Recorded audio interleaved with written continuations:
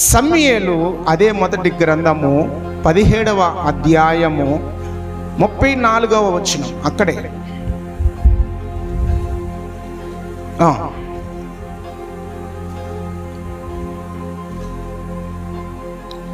అందుకు దావీదు, సమూయేలు మొదటి గ్రంథము 17వ అధ్యాయము 34వ వచనం. అందుకు దావీదు సౌలుతో ఇట్లా, నేను మీ దాసుడునైనా నేను నా తండ్రి యొక్క గొర్రెలను కాయుచుండా సింహమును ఎలుగుబంటియు వచ్చి మందలో నుండి ఒక గొర్రె పిల్లను ఎత్తుకుని పోవచ్చుండగా నేను దానిని తరిమి చంపి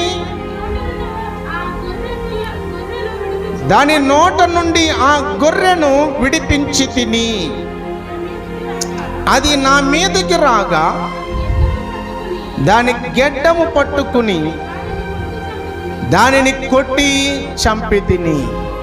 రెండవ గుణం ఏమిటి అంటే, గొర్రెల మంద మీదకి సింహము ఎలుగుబంటు వచ్చినాయి అంట. దావీదు కాయిచున్నటువంటి ఆ గొర్రెల మీదకి ఏమొచ్చినాయి?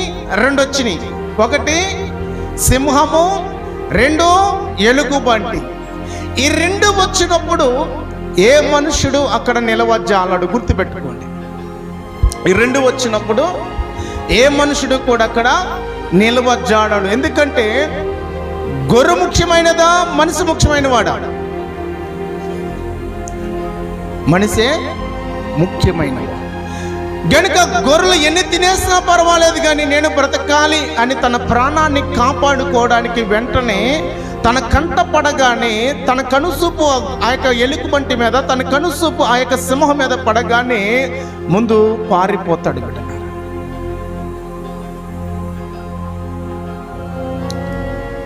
దాని గురించి యేసుక్రీస్తు వారు అన్నారు, జీతగాడు జీతగాడే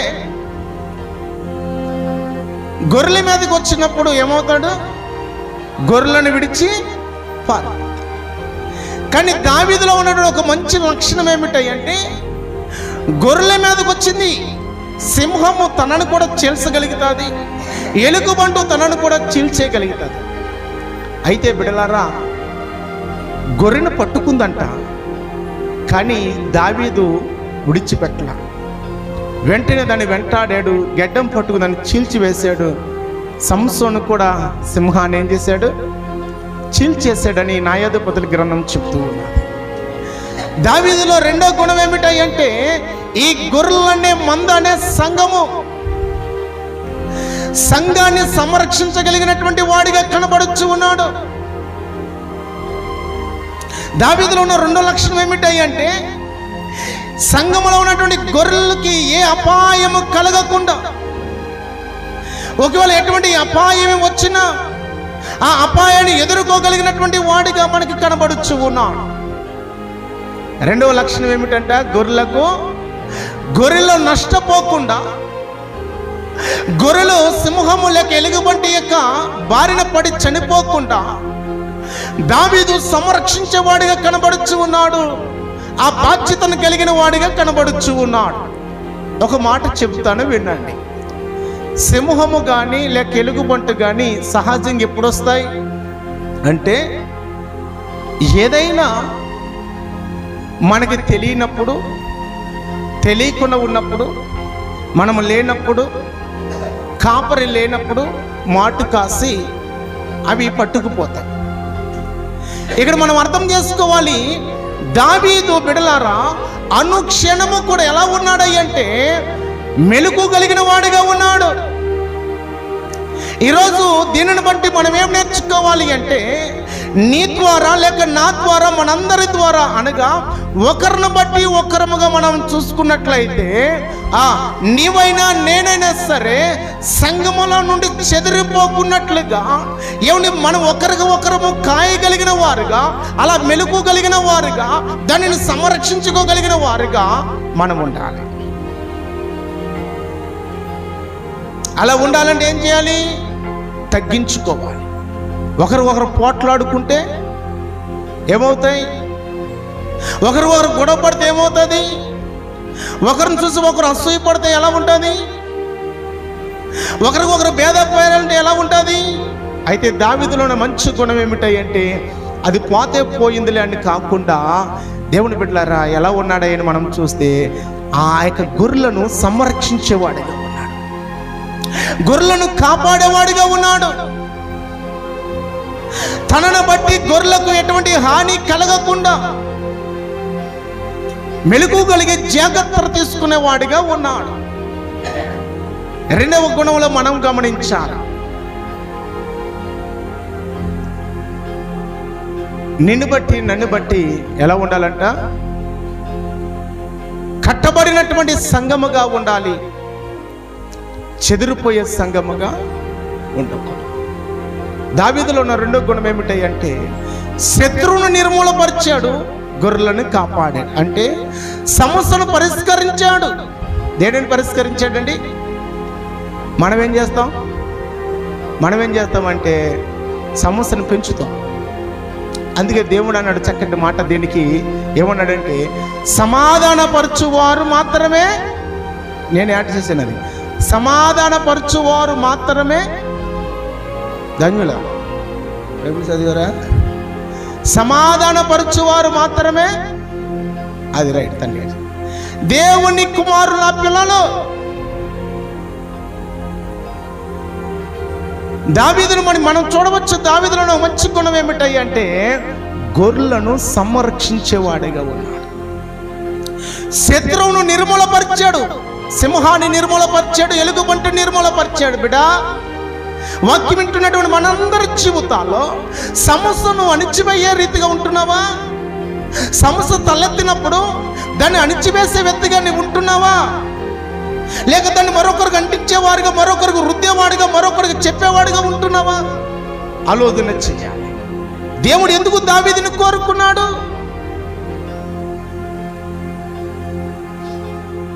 ప్రజలందరికీ, గ్రామానికి, కుటుంబానికి ఉన్నవారే ఉపయోగపడ్డారు, దావీదు ఉపయోగపడలేదు. కానీ దావీదు కోరుకున్నాడు, ప్రజలు కోరుకోలేదు. దేవుడు కోరుకునేవాడు ప్రజల దృష్టి కూడా తుణీకరించబడేవాడిగానే ఉంటాడు. గుర్తుపెట్టుకోండి. ఎందుకంటే ప్రజలందరికీ ఉపయోగపడేవారికి 7 ఉన్నారు. రాజుకు ఉపయోగం లేనివాడిగా, కుటుంబానికి ఉపయోగం లేనివాడిగా, ప్రజలకు ఉపయోగం లేనివాడిగా ఎవరున్నారు? దావీదు ఉన్నాడు. అయితే దేవుడికి ఏమో దావీదు ఉపయోగపడినట్లుగా ఉన్నాడు, ఈ వీరు దేవుడికి ఉపయోగపడ. రివర్సల్ ఉందా లేదా ఇక్కడ? అంతే, గుర్తుపెట్టు.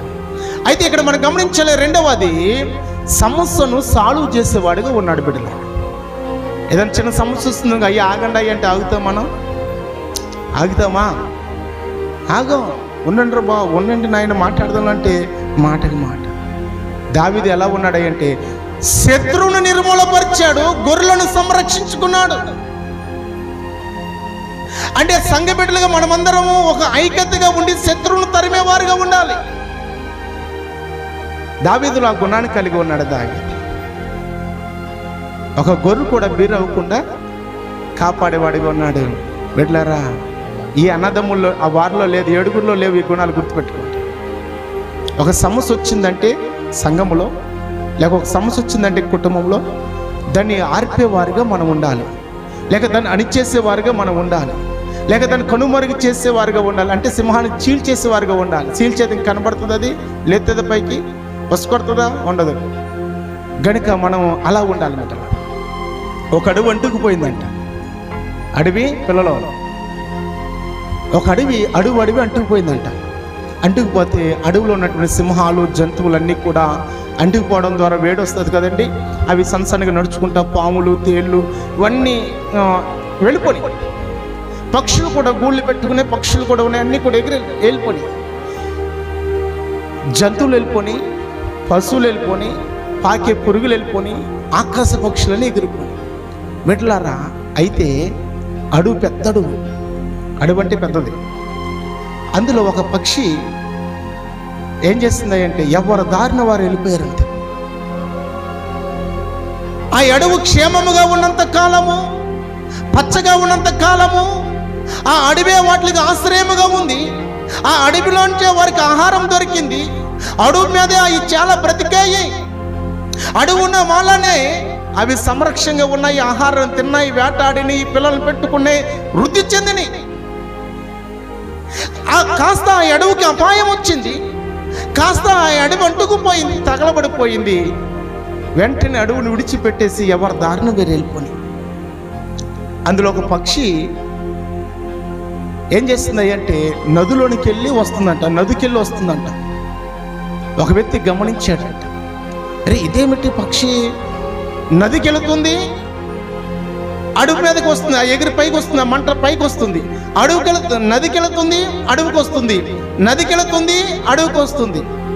ఏంటయ్యా మనం చూస్తున్నట్లయితే అది నోటితో అడవులోని నదిలోనికి వెళ్ళి నీరుని తీసుకొచ్చి ఆ మంటలను ఆర్పడానికి ప్రయత్నం చేస్తుందంట. దాని నోటంటే కింద పోస్తే రెండు డ్రాప్లే పడతాయి, 2 చుక్కలే పడతాయి. కానీ అది చేయవలసినంత ప్రయత్నము అది చేస్తూ ఉంది. అది చేయవలసిన దాని సాయుధ్యతలో చేయవలసిన ప్రయత్నం చేస్తూ ఉంది. అయితే ఉన్నవన్నీ కూడా విడిచి అది ఆర్పడానికి ప్రయత్నిస్తూ ఉంది, అణిచివేయడానికి ప్రయత్నిస్తూ ఉంది, సలార్చడానికి ప్రయత్నిస్తూ ఉంది, కాపాడడానికి, సంరక్షించడానికి ప్రయత్నిస్తుంది. దావీదు కూడా, దావీదులో ఉన్న రెండో గుణం సంరక్షించేవాడిగా ఉన్నాడు. ఒక సమస్య వచ్చిందంటే దాన్ని ఎలా పరిష్కరించాలో దావీదు కలిగిన వాడు కనుక బిడ్డలారా పరిష్కరించాడు. ఈరోజు మనం గమనించండి, ఒక సంఘంలోనే ఒకరికి వస్తే ఇది 4 ఏళ్ళకి అంటిస్తాం, లేదా సంఘంలోనే ఒక బ్యాచ్ని ఒక పక్కకి గెంటేస్తాం, ఒక బ్యాచ్ని ఒక పక్కకి ఏరైపోయినట్లుగా చేసుకుంటూ జరుగుతున్నటువంటి సంఘటనలు కదా. అయితే దేవుడు ఎందుకు దావీదుని కోరుకున్నాడు అంటే శత్రువుని నిర్మూలపరిచాడు, మందని కాపాడుకున్నాడు. అంటే సంఘాన్ని ఐక్యతగా కాపాడుకున్నారు. సంఘంలోకి వచ్చిన సమస్యని, సంఘంలోకి వచ్చిన శత్రువుని తరిమి కొట్టేశారు.